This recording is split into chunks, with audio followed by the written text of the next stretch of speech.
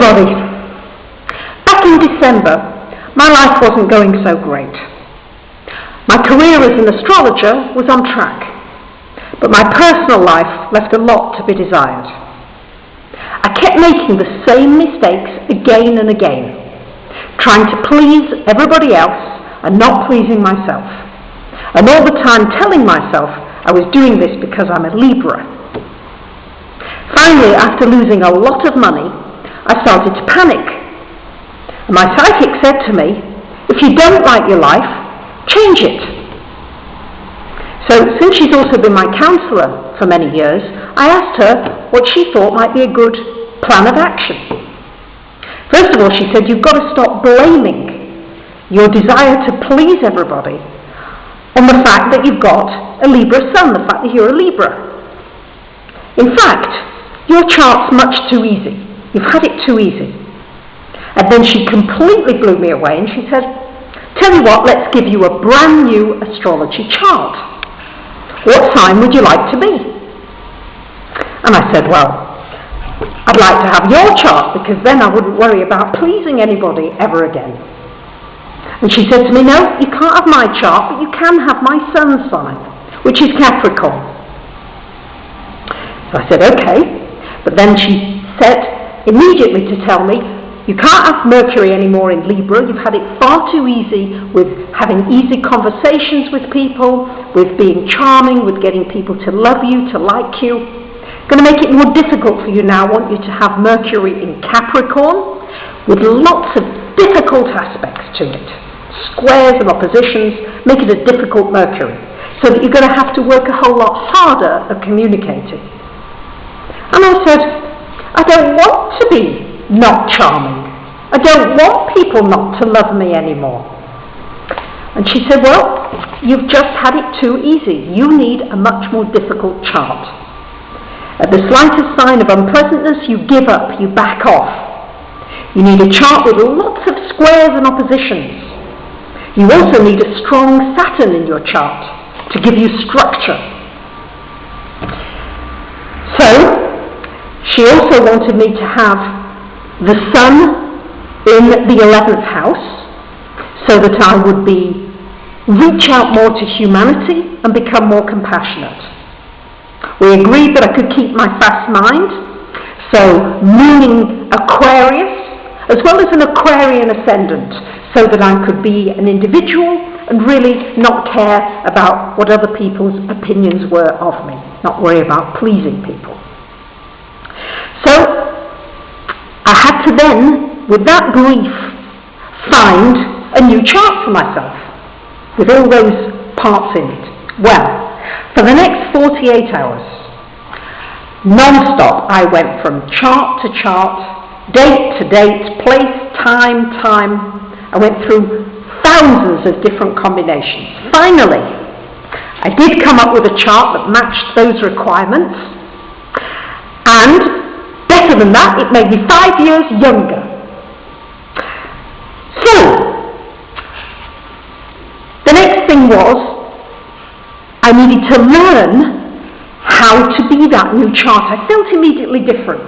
If like all of a sudden I was a Capricorn with an Aquarian moon, an Aquarius ascendant, and I also gave myself Mars in the 7th house, which, whenever I thought about it or visualised Mars in the 7th, it made me feel ready to face confrontation or any unpleasantness and to stick up for myself if necessary. So, for the last 6 months, I've really had to practice the chart. I've had to practice being honest and direct with people without worrying whether they're going to love me anymore. I've had to practice facing unpleasant things, not skirting around issues. 1 or 2 of my clients have said to me, is there no good news in my chart?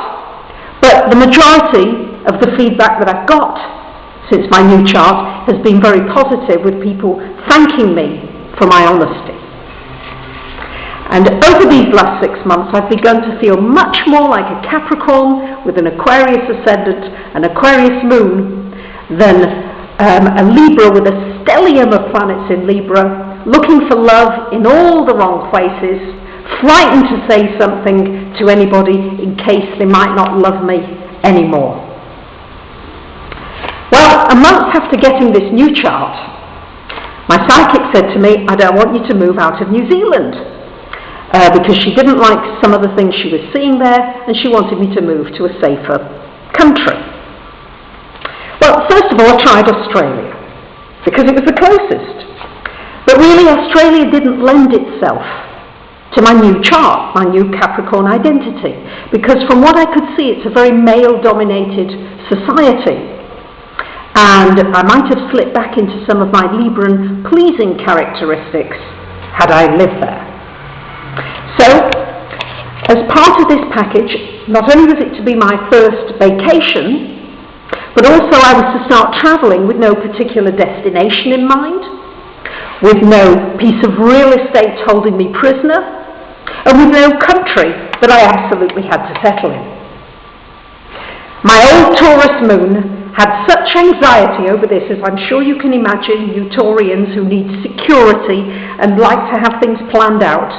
Well, I had palpitations just thinking about this. But actually, it was also very liberating not to have a piece of real estate that I had to maintain, pay money out on, worry about tenants, or worry about having to sell it at some point. I was free to travel and go really where I wanted to go. So,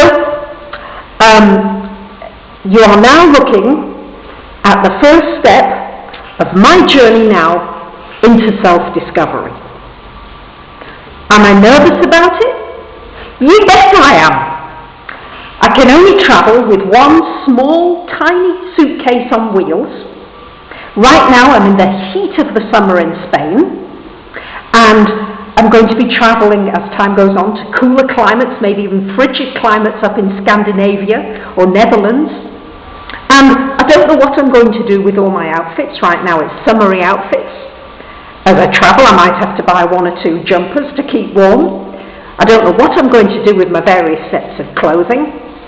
But I'm going to take it on faith that things will work out as they're supposed to work out, and I don't need to know why or how they are going to work out. So, since this is my vacation, I'm not making appointments to do astrology readings. Since I'm learning to be more spontaneous, I'm going to call clients when the opportunity arises and speak to them on the phone or on Skype, but without scheduling a definite appointment time in advance. Am I nervous about that? Yes, I am. I've always had appointments. So, the thought of travelling by myself around Europe can feel intimidating.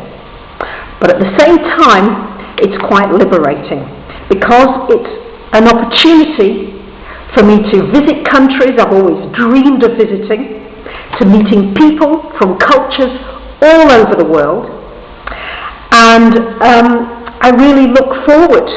So whilst a part of me is very frightened, another part of me knows that I'm going to enjoy this experience tremendously. So I look forward to sharing my travels with you, and also sharing some of my different insights along the way, to meeting some of you, because I'm planning to offer seminars, astrology seminars and workshops as I travel, and to telling you what the planetary alignments will mean for you in your chart. So for now, from Spain, hasta luego.